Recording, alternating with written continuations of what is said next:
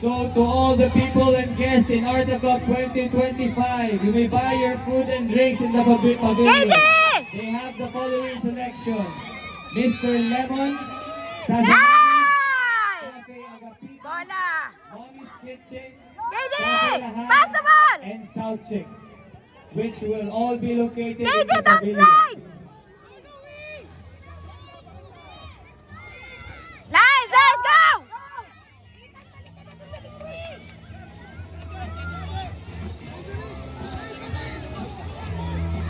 Nice! Tara, tara, Kade!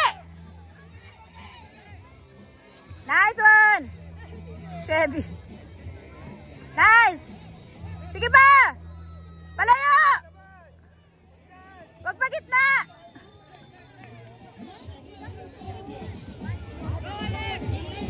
So to those who want to go to the pavilion, you can just pass through the courtyard. Through Sevina Court. You will find.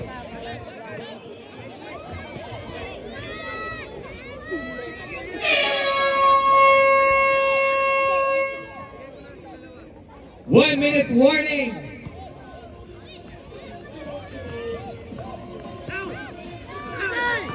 Tara! KJ! Kade! Tara, KJ! Nice! Tara, isa pa! Nice, KJ!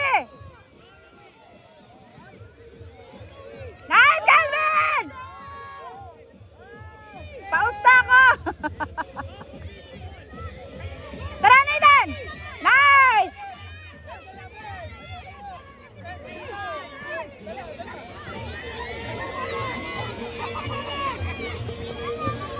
Okay, ate yan. Nathan, Nathan, Nathan! Ay! Nice! Ganun o, yung mga ganung sipa ba? May malalayo, tapos tatakbuhin na lang nila. Yan! Tara, kate!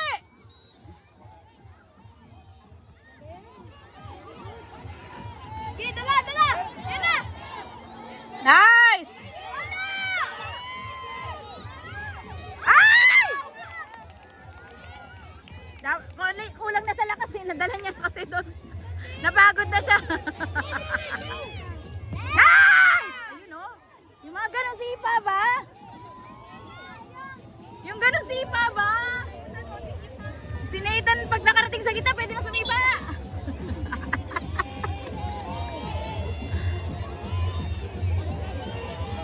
For our U7, after the games, we will have a 20-minute break, and then after the break, we will start with Ada versus San Pedro Rizal.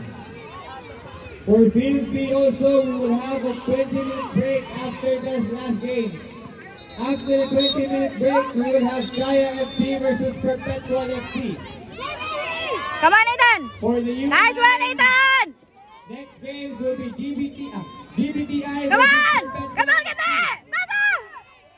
on Field B. Come on, get that! Field C,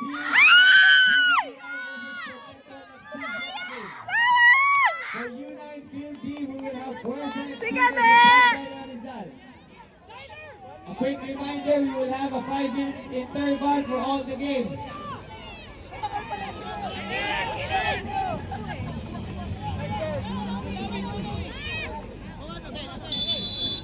Sayang.